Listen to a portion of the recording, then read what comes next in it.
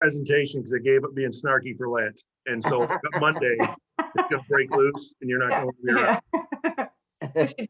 We should tune back in on Monday. Oh, James. I'm telling you, no state talk today, nothing. I just can't do it. So shorter today. That's okay. Oh, fun.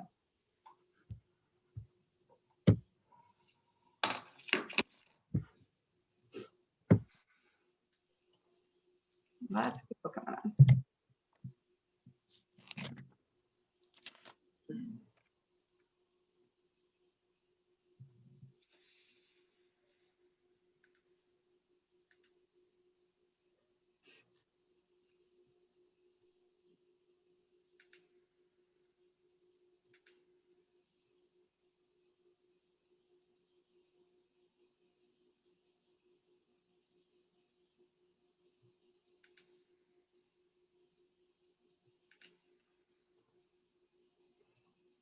Good morning, everyone. It's 8 o'clock. We will wait a moment for others to hop on, but thank you for joining us. We'll get started shortly.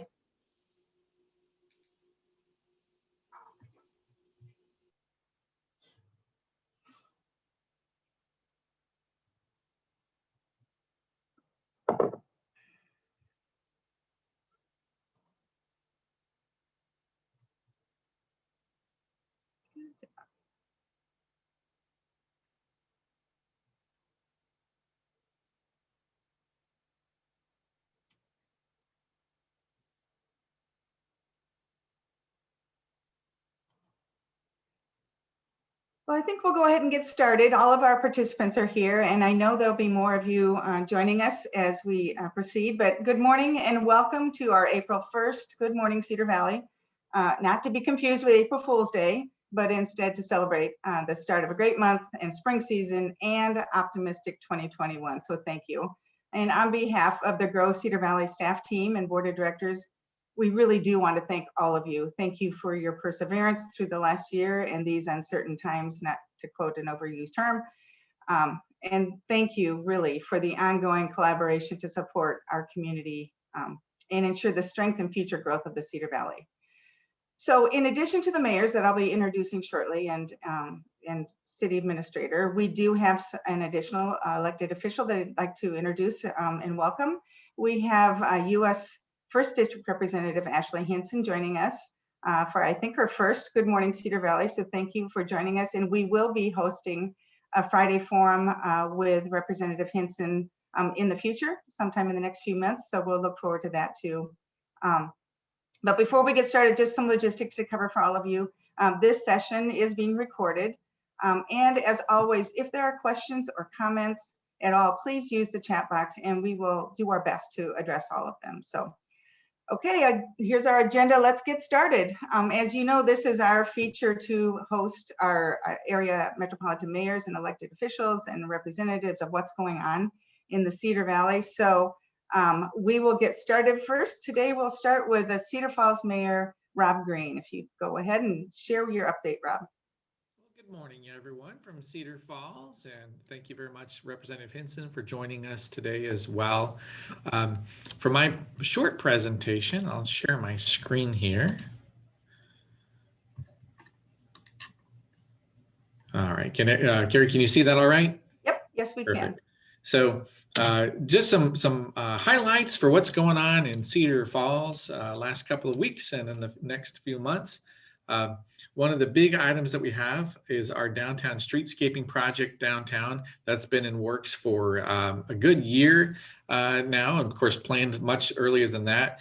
Our pavers were deteriorating, and so there's a refresh, not only for the sidewalks and the pedestrian access, but also for the streets as well. Major project for the city. There's some disruption that's caused from that, and we've been grateful that our business partners downtown have been accommodating to that, and we've been working to minimize the impact. So I'm excited to see that finish up this year. Also, the downtown plaza was completed as well. Construction is done, and we'll start to see that being used for events this year, including Live to 9 during Sturgis Falls weekend. So it's a fantastic new third place for the city to socialize, and I can't wait to see that in use. Additionally, we're working now with the Gaming Association on a grant to assist us in our river project.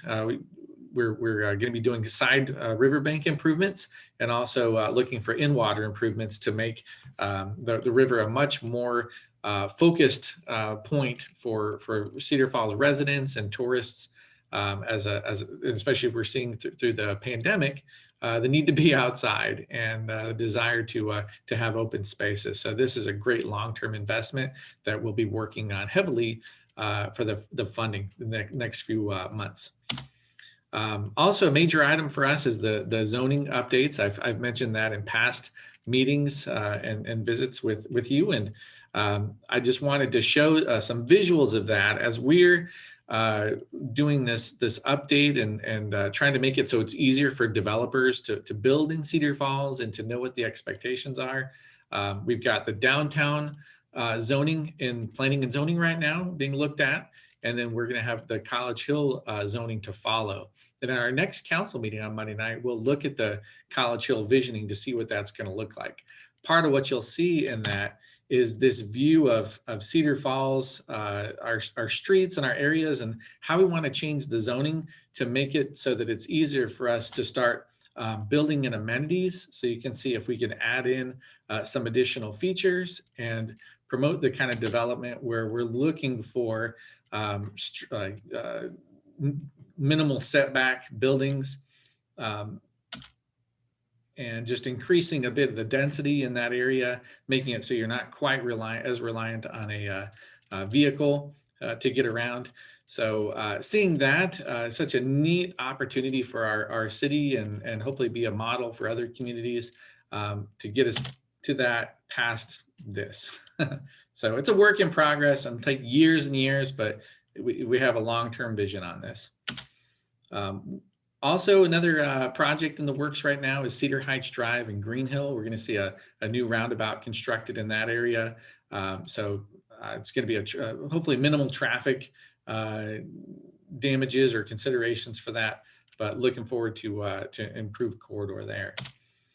Resilience plan is another item that has been heavy on city's mind right now, and that's an item to study the economy and jobs in our community, equity and diversity, looking at aspects of environmental conservation in Cedar Falls, how prepared we are for catastrophic and severe weather events, looking at our transportation and mobility in the city and how we can improve that, also waste management, and last but not least, civic engagement, how we can better serve residents through technology and open houses and engagement. So we're expecting to see that in summer 2021 come out to you for or the public for review. We're also working with the Racial Equity Task Force. I established that earlier this year, and the executive committee has given their list of proposed members, and I'll be recruiting those this month. Want to have it in place in April, and they're going to be addressing aspects of the 24/7 Wall Street report as it relates to Cedar Falls, to see what policies and regulations and practices are in place that are resulting in systemic racism in our community. So look to see that late fall, a report come from that group for us to work with. And then last but not least, wanted to show property valuations for 2021. It's been a very encouraging picture. We've had 30 million in new home construction and improvements, especially like the improvements part, because it shows people investing in their existing homes and in adding value to that. Also about 33 million in new business construction and improvements, for a total valuation of about $65 million. Now that's up about $14 million from 2020. So I'm very optimistic, especially as we move out of the pandemic into seeing how businesses will invest in these years ahead. So with that, thank you very much for allowing me to give our 30-second infomercial plus, and feel free to call me or email with any questions. Thank you. Yeah, or as mentioned earlier, if there are questions for today, please feel free to use the chat box, and either Mayor Green will get back to you individually, or we can address them in front of with the rest of the group. So thank you, Mayor, very much. And now we have Mayor Quentin Hart from the City of Waterloo to give his updates. And I believe you can share the screen as well, Mayor. All right, thank you so much. And good morning, everyone. Let me see, I know I'm Hopefully it is there. We can see it now. You don't want to see my messy desktop. So I thought I'd leave all these papers on my desk so you can kind of see this is how it really looks every day. But as I said, good morning. Thank you so much for this opportunity. Thank you so much, Cary, the Greater Cedar Valley Alliance, to Mayor Green and Administrator Bronner. What an incredible day. Waterloo has been busy. I know last year we were at over $161 million worth of economic development and opportunity. This year in our third quarter, we're at about 125 million. So we are on track to hopefully have another record-setting year. Just really quickly, our downtown, the Best Western, is open for business. And if you have not had an opportunity to move to the TechWorks campus and see the incredible work LSB is doing, Lincoln Savings Bank, there is a lot of construction taking place that you can see from the picture. We're also beginning our design for the Cedar River Landing, which will be an incredible opportunity to enjoy the river amenities with the marina. And so just an incredible project that's taking place, in addition to some of our historic renovations with the Marriott and the Weber King building. Also, 300 units are coming online of urban living downtown, Frito Bakery, the Temple Urban Loft, 6Com, and the Art Block, just tremendous projects that are bringing people to our downtown area to live, to stay as well. So we're very excited. Also, a project that a lot of people were very interested in is the Convention Center. We are nearing completion of phases 1 and 2. And as you can see, the ceiling in our exhibit hall looks incredible. We're also moving into phase 3, and we thank gaming for a grant that will help to create the Sullivan Brothers Plaza Memorial, the exterior updates and the interior updates that are going to take place on the 2nd floor. And as you can see, this is the look and feel on the outside of the convention center. You see the huge Waterloo sign, you see the branding. You also look towards the building. And if you've ever been in Minneapolis and saw the Guthrie Theater, we are going to have the lights on the outside of it, memorializing the Sullivan Brothers. And this is all going to be part of an overall project that we have to highlight the service of veterans in the city of Waterloo and create this experience for a Veterans Way along East 4th Street from the Veterans Museum all the way to the Convention Center, to the Veterans Memorial, and to the northern side of the river, highlighting the contributions of veterans in our area. The Highway 63 corridor is moving. Now open is our Casey's General Store. Cedar Valley Crossing Development has light industrial development sites along that portion of the corridor, and Warren Transport with their construction in the spring. Lost Worlds theme park is really taking shape right now. That's over $100 million worth of investment by the Birch family. We're making improvements to Shawless Road, and we are on track to be open in the summer of 22. So that's exciting. Our airport, midport area, corridor, Colker Properties, professional lawn care, and continued commercial air service with American Airlines. And in that same manner, Osprey Aviation has begun their construction of their 14,000 square foot hangar at the regional airport. And this is the second one to be constructed over the last couple years. So we're very excited. And also make sure you take a look at the rebranding and the new website that's coming from our regional airport. So FlyALO.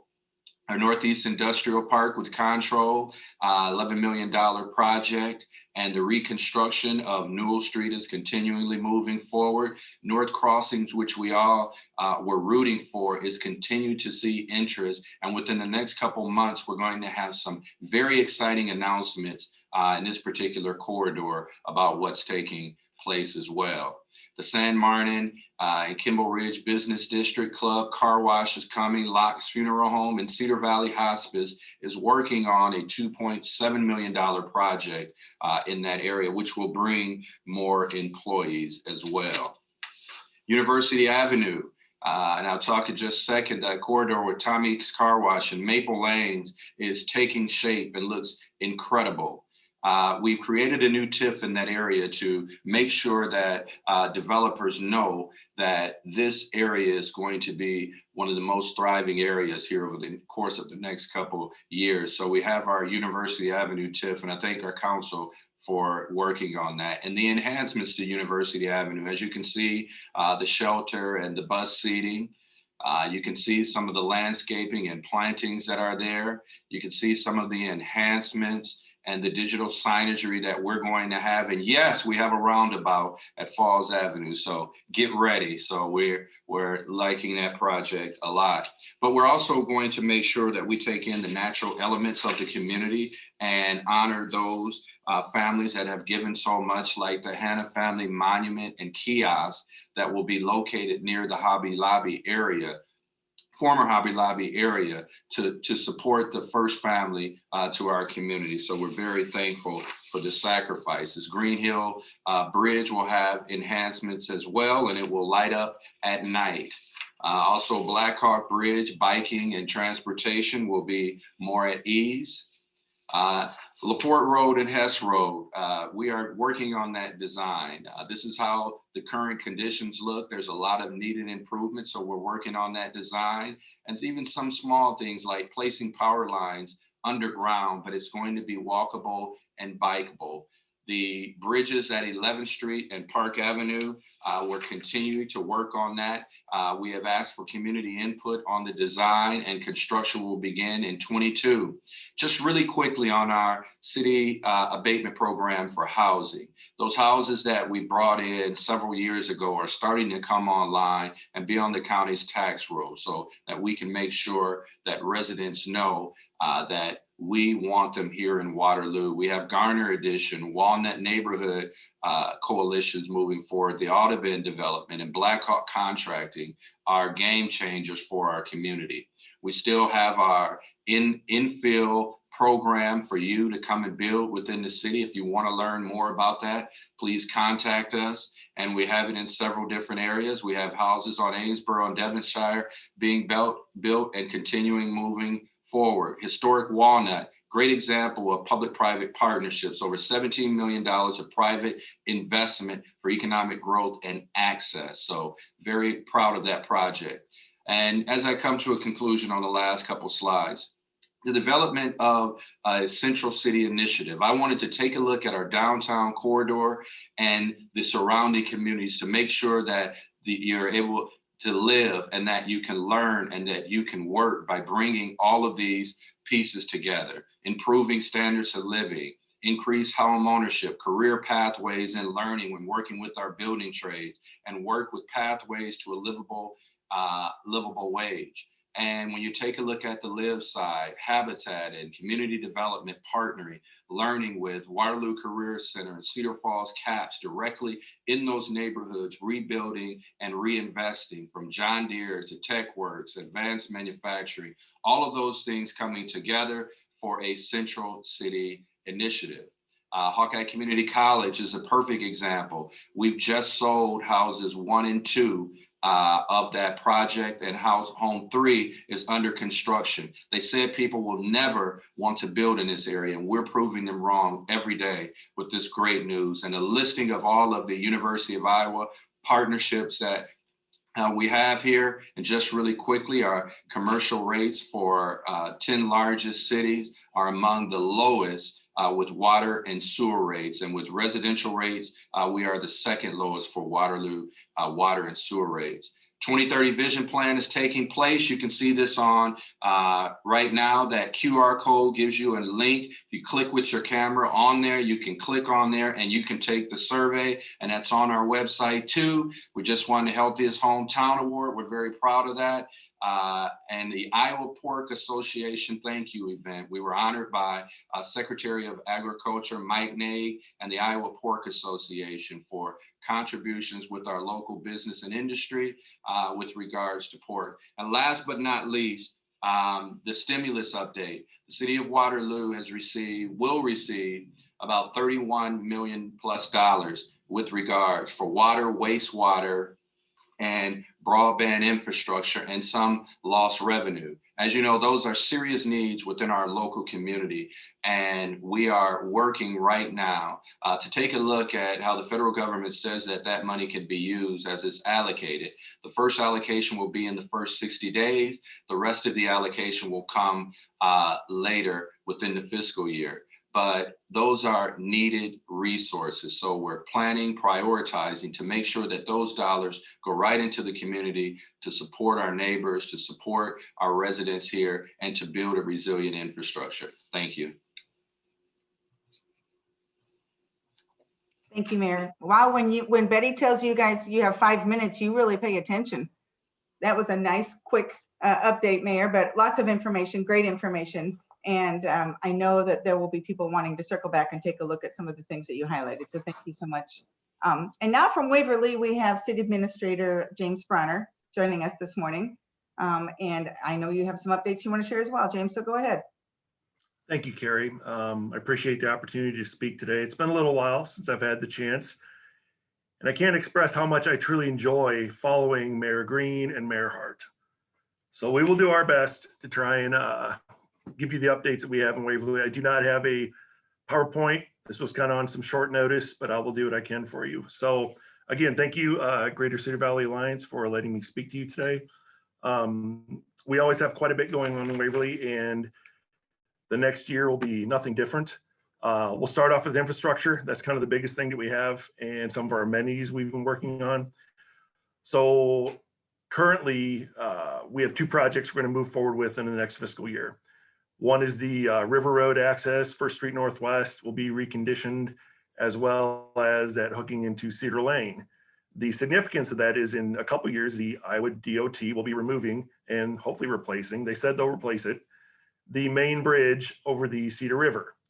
So that will again cut our community in half. We just went through this about 3 years ago when the Iowa DOT did the 28 block reconditioning of Bremer Avenue, kind of the artery through town. They're almost a city department anymore. They're here so often. That would be the 5th large project they've done in the last 4 years here in the city of Waverly. So for some reason, we have a bullseye. They're running through a lot of stuff here. It's a good thing, but yet the construction fatigue is a real thing as well. And so we're hoping to really finally get the community back together in a number of years so that we can stop some of the construction that's happening. But that'll create a northern arterial around the bridge access. When we finish the parkway to the south, that kind of gives a southern access across the bridge and around. So we're excited to get that done, get that going. It'll help to enhance our trail system up and down the river.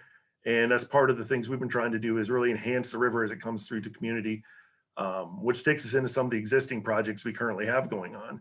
So our South Riverside Park, if you're familiar with Waverly, is just south of the fire station, right on the riverbanks. We are renovating that and have been for the last few years. So we'll be adding a significant large structure for a farmer's market, for outdoor facilities.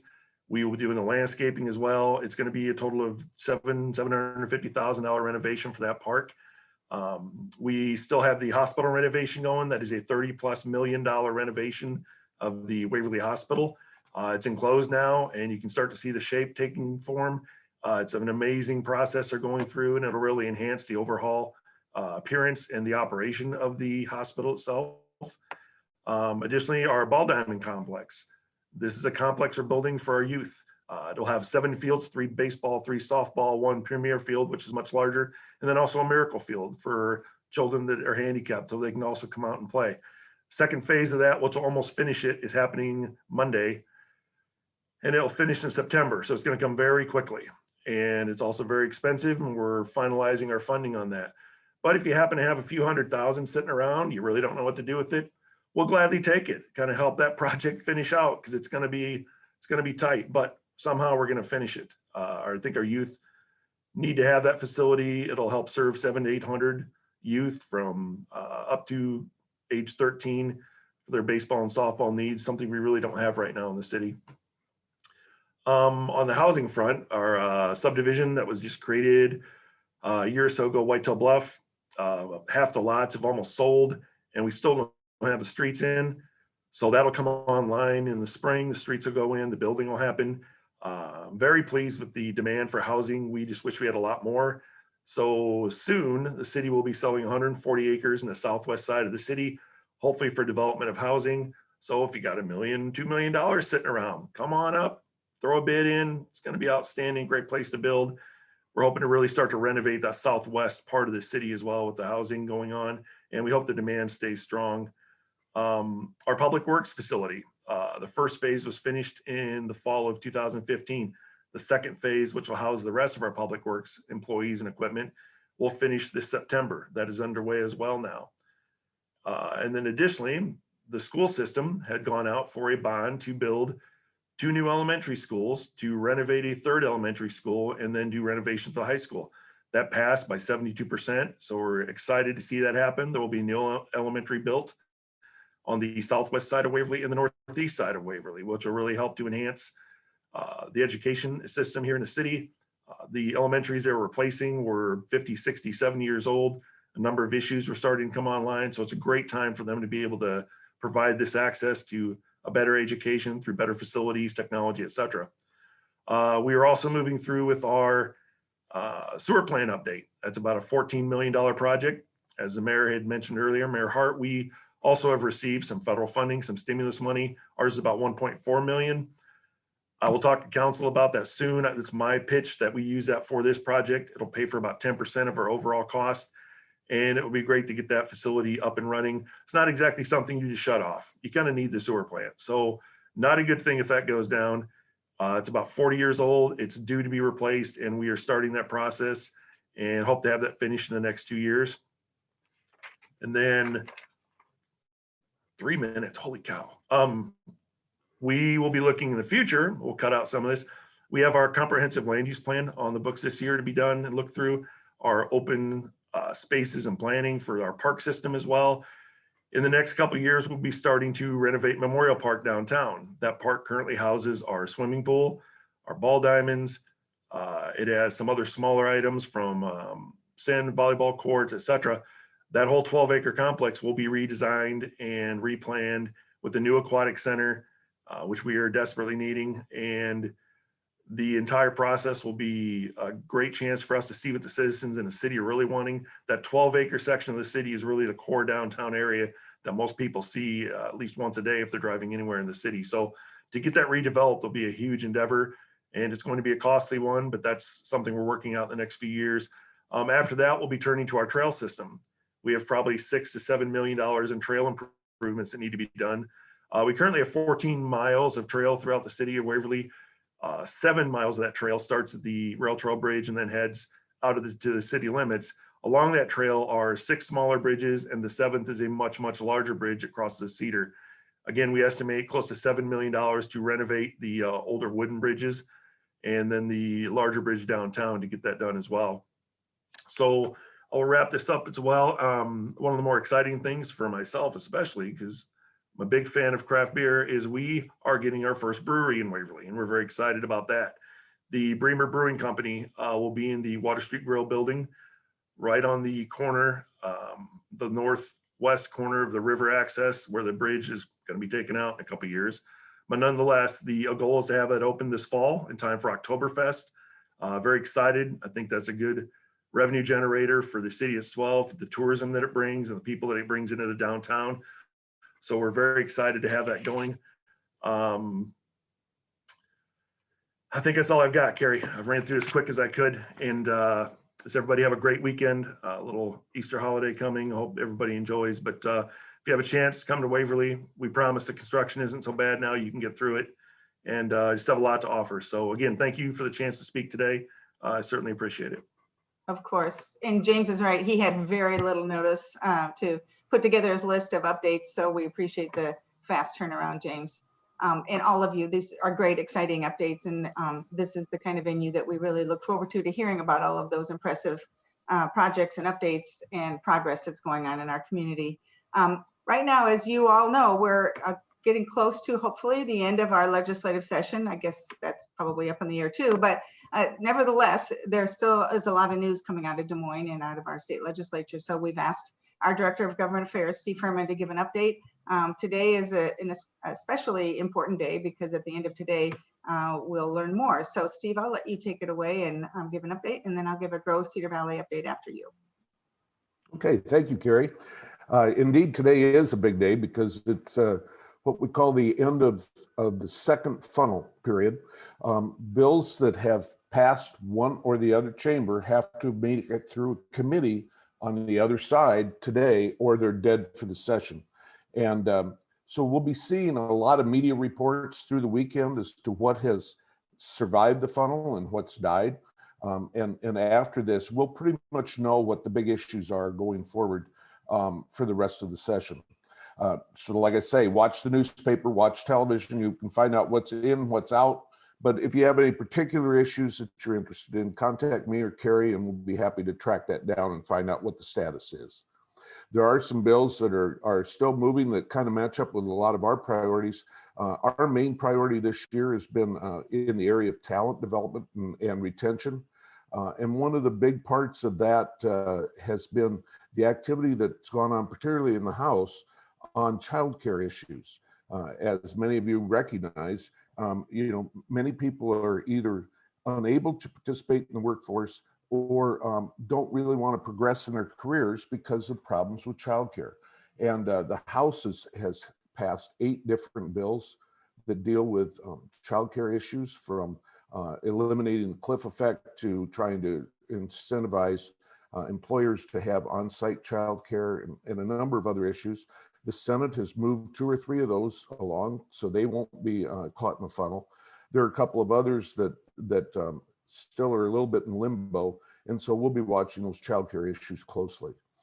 Another issue that is related to workforce has been the governor's housing bill that would create needed workforce housing, as well as sort of improve and redevelop a lot of housing stock, particularly in smaller communities. This bill is moving forward, and I think will survive the funnel without any problem. A third area, and it's really been the governor's #1 priority this year, is development of broadband across the entire state. They've developed a system of grants that would be given to people that are constructing constructing broadband in rural areas in particular. Those grants would help them with their construction costs up to 75%, depending on the speed of the broadband service provided in those areas.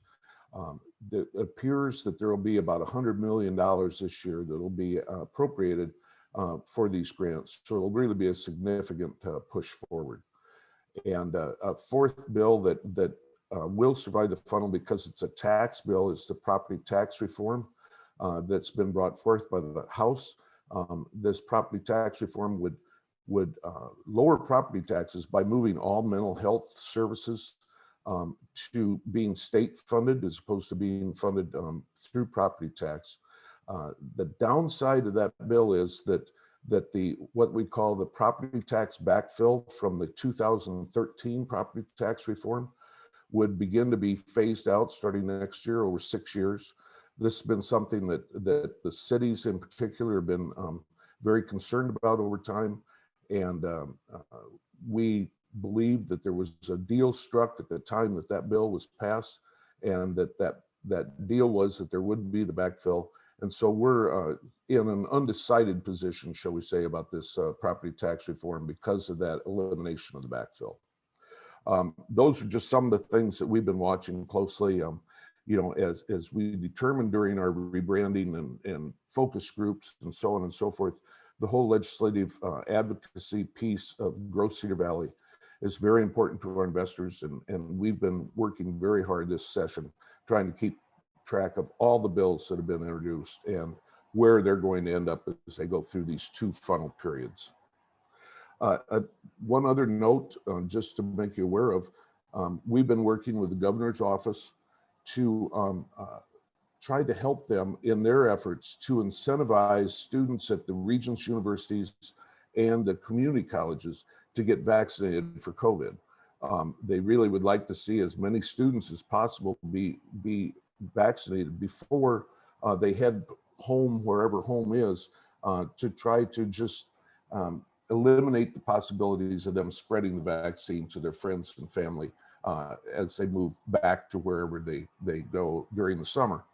And they're looking at business involvement because they think that maybe it would be good to have businesses provide some sort of incentives to students to get vaccinated. We don't know where that's going to go or anything, but if that sounds like something you'd be really interested in, please contact me or Cary to let us know that you might have some interest.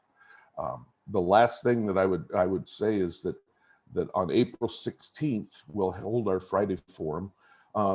They'll feature a conversation with Cedar Valley legislators, Senator Eric Giddens and Representative Bob Cressy.